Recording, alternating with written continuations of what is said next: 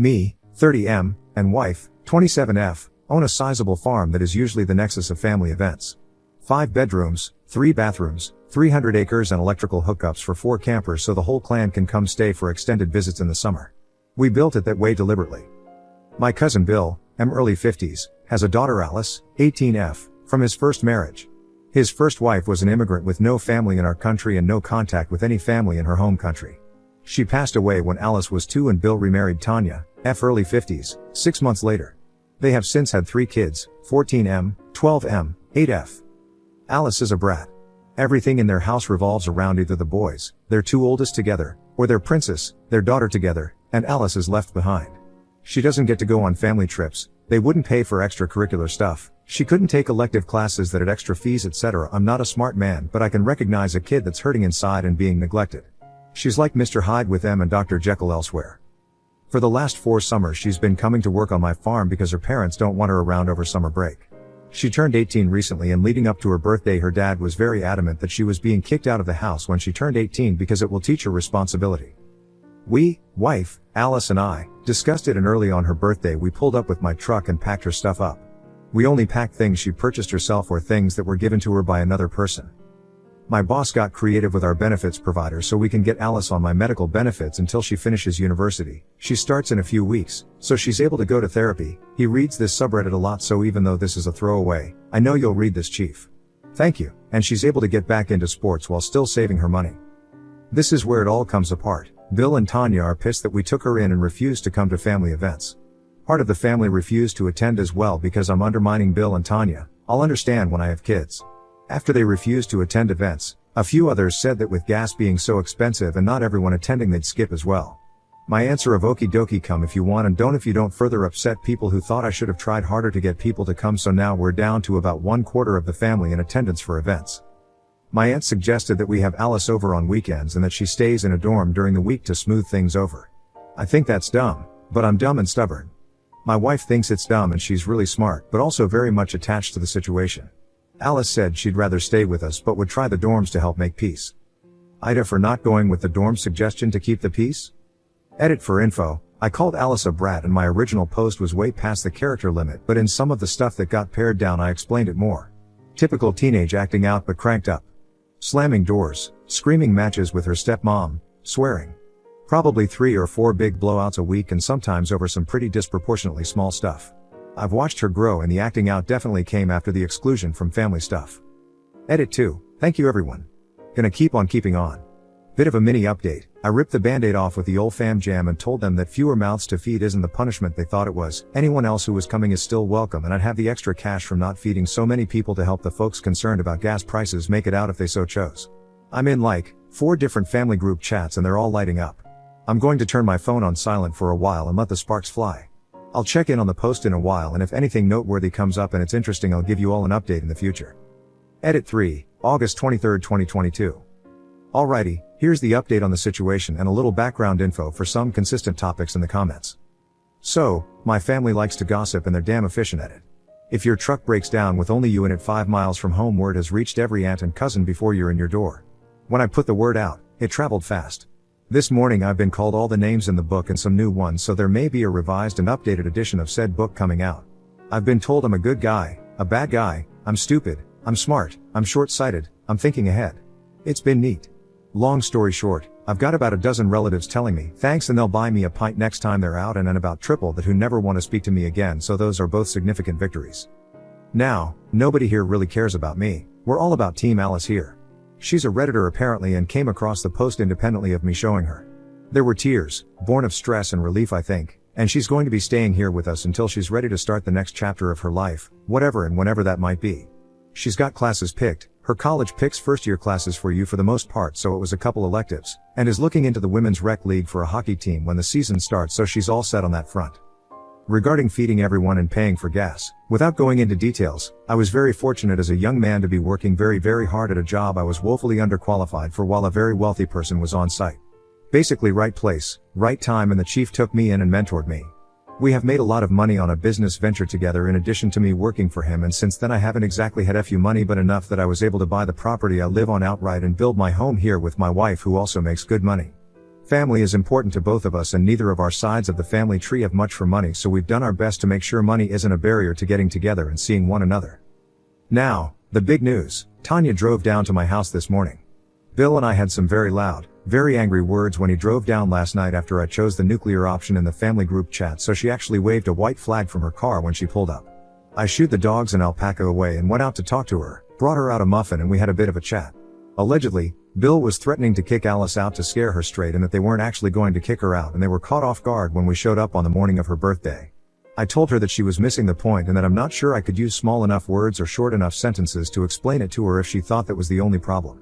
She cried. She peeled out of my driveway at Mach 7 and it's been radio silent since, which I'm currently enjoying. Thanks everyone for the support. I'm not really a Reddit guy, so I don't imagine I'll be back, but for my brief stay here, you definitely don't live up to the negative reputation the rest of the internet has given your site. You're a good bunch, keep your sticks on the ice. Comments where Op has replied. In our conversations about the dorm, I told her that it was 100% her decision, but that I really didn't care about cousins I only see when I'm feeding them show up and that I wanted her to make the call that made her happy. Consensus between her and my wife seems to be that maybe in a few years the dorm would be a good step between living at home and getting her own place, but staying with us for now is what she wants. More about Alice's relationship with Bill and Tanya. At this point it's pure speculation, but I've always sort of picked up that Bill is of the opinion that Tanya and their kids together are his family and she's this sort of Harry Potter-esque relation he's stuck with. At first I thought it was a race thing. Her mom was from Guatemala and she has dark skin and pin straight dark hair rather than being pale curly haired like the rest of us. But as she aged, if you compare photos of her mom to her at the same ages, they could have been twins. I think it's a lot of jealousy from Tanya and Bill is just a dirtbag, so I have no idea how his brain works. More on Oop using the term brat. What I meant is that Alice acts out pretty severely and is like a completely different kid with her folks than anywhere else. If you ask her teachers, coaches, other relatives who have her over will all tell you she's a great kid, smart and compassionate. You see her at home with her parents and it's a different story. I 100% recognize that she's acting out so badly because the only time she gets any attention at home is when she's being punished, but I cut the part explaining that out because I'm not such good with the wordsmithing sometimes. Alice doesn't cause harm from anything I've ever seen or been told. She stomps off and slams her bedroom door, gets into shouting matches with her stepmom and swears a lot. More about the rest of the family. Her dad and I have locked horns over this a few times. I was still a young gun myself when her mom passed, so I haven't always been in a position to do anything more than lock horns, but I've at least been here. Not to excuse the extended family, but I think a fair few of them would be more sympathetic if they lived closer and didn't just get his spin on it over Facebook and saw what the branch of the family tree that lives here sees. They're not a big league of evil aunts and uncles, they're just kinda ignorant and have been fed a very creative interpretation of the truth by Bill and Tanya for over a decade with no evidence of there being more to it. Plus my dislike for Bill and Tanya is quite well known in our family, which also colors their perception of the situation a bit, I'd wager. Bill remarried Tanya quickly after his first marriage. That does sound ominous when it's put like that, but as far as I know there's nothing untoward there. Alice's mom was hit by a random drunk driver and Bill's just a schmuck. Without putting the family dirty laundry out there, my understanding is that their marriage was born out of convenience and not necessarily love. That's its own story that doesn't really belong on Reddit. Oop is voted NTA. Update, July 18, 2023. So, about a year ago my 31M cousin Alice, F19, moved in with my wife, F28, on her 18th birthday after being told she needed to move out on said birthday from her parents, early/mid-50s id enough to do the math, house by said parents. I'm here with an update at her suggestion. The good. A year later she's a year into an engineering degree, she's been playing lots of hockey, raised a couple of steers all on her own, and at her therapist's recommendation she's down to monthly sessions after a brief stop at bi-weekly after starting with weekly. She's the same sweet kid but without the extra unneeded stress of being treated like an also ran alongside her younger siblings. The bad. Her dad showed up about a month after my original post and there was a confrontation of sorts that ended with a peace bond being issued with restrictions on how Bill and Tanya could contact Alice, myself, my missus or a couple other family members that got involved. After the 6 months required by the peace bond, Tanya started getting back up to her old tricks, but Bill seems to have smartened up a bit. The peace bond meant she has a limited contact with her siblings, which has been tough. The oldest, 15M, started out pretty hostile, but some of the other cousins filled him in on what was going on. I got blamed for his sudden shift in attitude, because we've established that I am just the worst with jazz hands and everything. The silly, gossipy family mellowed out when they realized that the literal gravy train wasn't going to stop at the station for them. Thanksgiving last year was 26 people compared to the 60 plus that came the last year I threw it prior to COVID restrictions. Easter this year was back up to an even 40, so we're probably going to plateau a little short of the old numbers. As for resolution to the problem, Bill has been texting Alice every couple of days to check in. They've gone for coffee a few times after the peace bond expired. I'd go to his funeral but not his birthday party, were Alice's words when I asked her about where they're at. I'm hoping time can heal that wound, but she's been really good at setting boundaries. To quote one of the great warrior poets of our time, John Cougar Mellencamp, life goes on. I'll answer questions if it's allowed, otherwise, here's some closure, guys. Edit was to fix spelling. Comments. On Tanya and Bill, editor's note: I'm including this one because I love Oops writing. Yeah, the two of them are a bit of mustard shy of a sandwich sometimes. They've sworn up and down that they weren't actually going to kick her out and that it was meant to smarten her up and stuff like that, but whether or not they're lying is for someone who cares more about it to figure out. Kiddos safe and sound. That's what matters. Where they're from? Oh, Canada. That part's not a secret. It's a big place. People from rural Canada talk funny. Truth in television. One more thought on his family and their relationship. I was Alice from my generation of the family tree, and thankfully, while I didn't have a relative to throw me a bone, the chief took me under his wing. Because of this, they, rightly, assume I have a chip on my shoulder and am projecting my own frustration and hurt on the situation. They're, wrongly, assuming that the chip, frustration and hurt are the sole motivating factors and that I'm seeing parallels between us that aren't there because of it. This has led some of the family that got one side of things and not others to be hesitant to take anything I say/do/think at face value. Is what it is, I suppose. New update, March 28, 2024. A friend sent me a YouTube video of Microsoft Sam narrating the previous posts and said, "This sounds like your whole mess, dude." The other day, which got me reading through the old comments and reminiscing on a slow afternoon. Because I'm a bit scatterbrained, I'm going to do this update in 3 parts: what's happened, what's happening, and miscellaneous comment/question answering. First up, what's happened? It's been a greasy horror show in a lot of ways, but everyone I care about is okay. That's a win, and we take those. I can go into a little more detail because I don't have to follow the IDA rules, just the Reddit ones. So, Bill. He's been trying his best, I'll give him that. The guy's as sharp as a sack of wet mice on his best day, so him doing his best isn't particularly impressive, but he's trying, and that's really all you can ask of a person. He was texting Alice every day/every other day and seemed to genuinely want to fix their relationship. They started to communicate less after a month or so, still texting weekly. I admit, I got my hackles up over that, but Alice told me we didn't have enough to talk about when I lived there to talk every day. Once a week is plenty. They've gone for coffee a few times.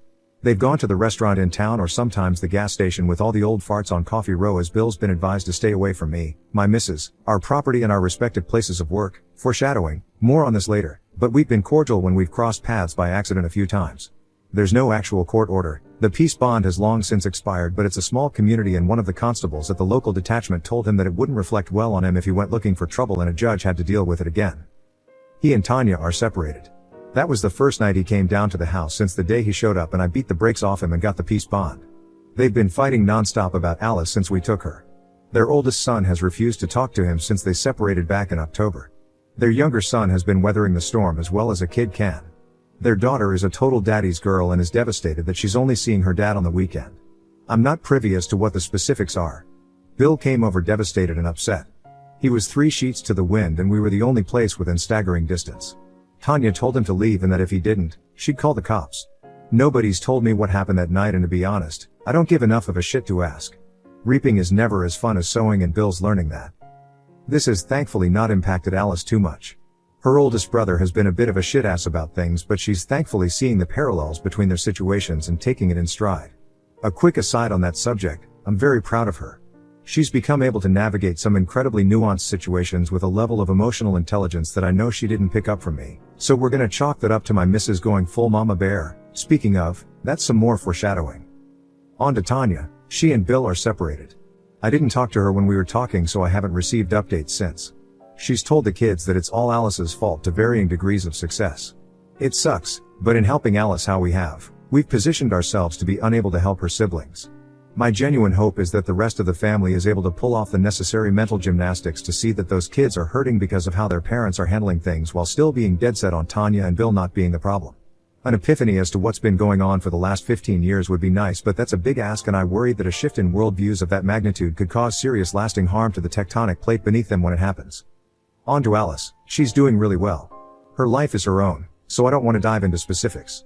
I asked her before I decided to post this and she said that it was helpful for healing, but now she's at the point where she doesn't want to dwell, which is fair. The long and short is, school is good. She's working part-time in an engineering adjacent role at a company that's on her list of places to apply when she convocates. She sold off her steers and hasn't raised any more because there's only so many hours in a day. She's been playing hockey still, but in a less competitive league. We're looking at subdividing some of the property in a few years so she can own her own space, build her own place and have independence. That lets us put the title in her name, where she's not beholden to us or attached to us in any way and can have her own flight plan moving forward. She did ask me to say that she's very appreciative for the support that so many strangers have shown. She still goes back and reads comments on the post every now and again. On that subject, I appreciate it as well. On to the rest of the family. With Bill and Tanya separating, I've had a bunch of people who used to be firmly in the camp of me being the source of discord reach out and tell me they'd changed their minds. Not that they apologized or were wrong, just that their opinions had changed on the subject. I told them to piss up a rope and suck the wet end. We're done hosting the large gatherings at every holiday. I know the posts didn't really touch upon my missus's family or how they felt on the subject. What it comes down to is they were supportive from the sidelines but are wise enough not to do the dance with the devil that is engaging with my side of the family. If her family were a small farm town full of honest, hard-working people, mine is the meth-riddled trailer park across the tracks.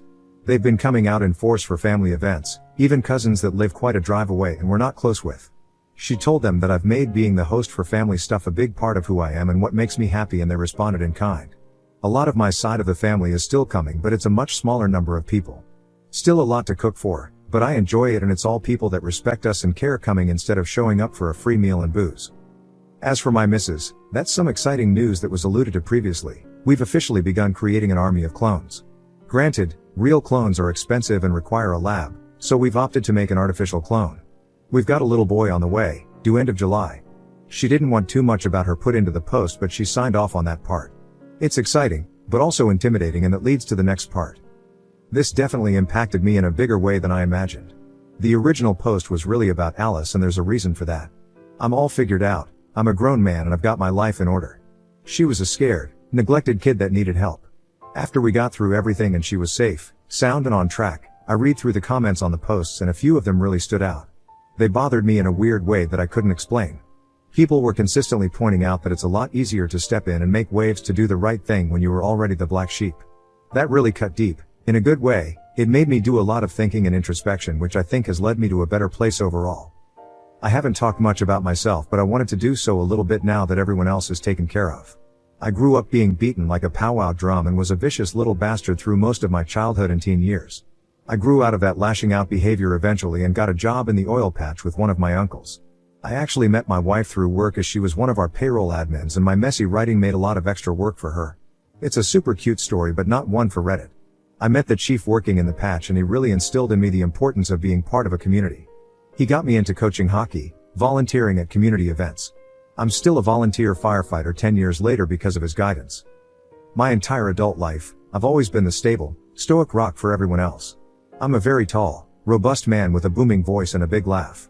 I can fix anything with a screwdriver and a set of vice grips. If you have a problem, I know everyone in town and can get you to the right person and probably get you a discount. I've volunteered in my community everywhere I've been able to. I've mentored with the Big Brothers program, built a playground and facilities for the Boys and Girls Club of Canada, hosted pancake breakfasts and steak nights, ran bingos. I've helped fundraise to cover medical expenses for people I've never heard of or met before the fundraiser. I'm a damn good person, and I'm proud of it. I thought my family saw that and was proud of me too. Realizing that no, they weren't proud of me, I just went from being a liability to an asset in their eyes was rough. I didn't have a breakdown per se, but it definitely affected me in a big way.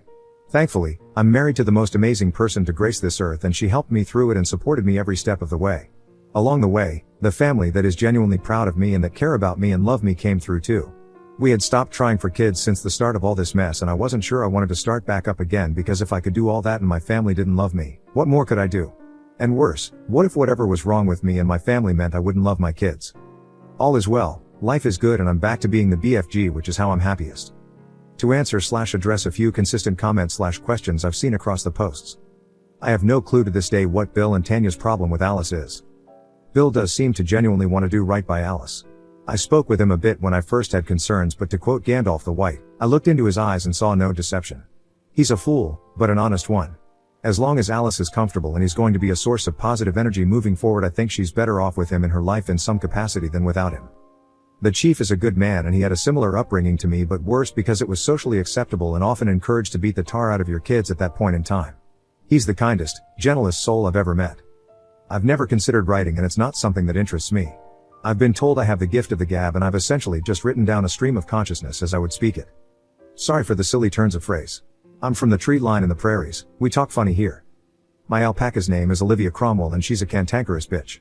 She bits, spits and stomps when provoked, threatened, insulted, awake, or because she feels like it. My wife compares my ability to work with her to Chris Pratt's character in Jurassic World and the Raptors. I tell her I just have a way with aggressive women. She sticks her tongue out at me. I use a lot of aviation terminology in my day-to-day speech because I worked in an aviation-adjacent industry, usually shoulder to shoulder with the chief who was a pilot in the Air Force. I've picked up a lot of the terms and slang. One last thing, a lot of comments were along the lines of "I wish I had a relative like that," and other people said "be that relative." Just do your best. That's all you can do. Sometimes your best won't be good enough, and that's okay. Sometimes you won't win no matter how hard you try, and that's just life. Nobody can reasonably expect or ask more of you than that.